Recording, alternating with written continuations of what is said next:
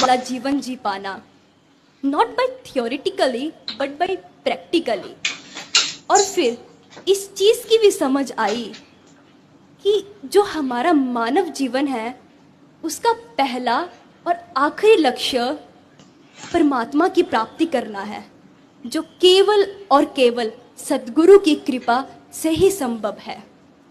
इस जीवन में ईश्वर में हो जाना ही मुक्ति है, इन जन्म मरण के चक्रों से मुक्त होना, वो सागर के पानी में उस बूंद का मिल जाना और फिर सागर ही बन जाना, यही मेरे सतगुरु की सिखलाई है।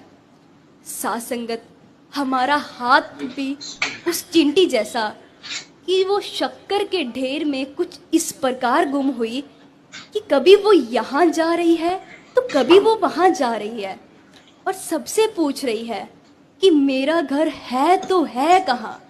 साथ संगत, फिर अचानक एक हाथ आता और उसे इससे बाहर निकाल लेता। साथ संगत, यही हाथ हमारे जीवन में सतगुरु का होता है।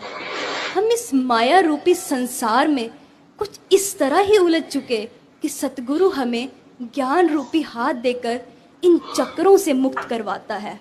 साथ संगत, सतगुरु ने नश्वर और शाश्वत को अलग करके बताया और बताया कि ये माया है और ये सत्य है, और इस सत्य को ही प्राप्त करने के बाद में जीवन में सुकून आ सकता है। और सुकून की परम अवस्था ही परमात्मा है, क्योंकि परमात्मा ही सत्य है, सत्य ही परमात्मा है और परमात्मा ही सुकून है। और साथ संगत, फिर किसी शायर ने बहुत खूब लिखा भी है कि तेरी बंदगी से बढ़ के कुछ भी नहीं इस जहां में, कि तेरी बंदगी से बढ़ के कुछ भी नहीं इस जहां में, मिले रूह को सुकून आकर तेरी पनाह में, आकर तेरी पनाह में। साथ संगत, फिर वो लास्ट में एक मोस्ट इम्पॉर्टेंट क्वेश्चन बच जाना कि ब्रह्म ज्ञान लेने के बाद और इस दर से जुड़ने के बाद क्या डिफरेंसेस आए हैं हमारे लाइफ में? क्या हम अभी भी अपना जीवन वैसे ही जी रहे हैं? क्या अभी भी छोटी छोटी बातों पे रिएक्ट और गुस्सा कर रहे हैं?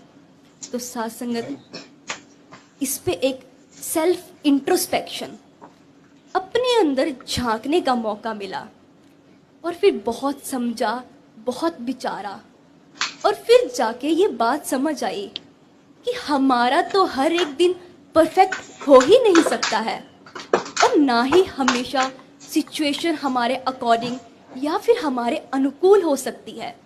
तो फिर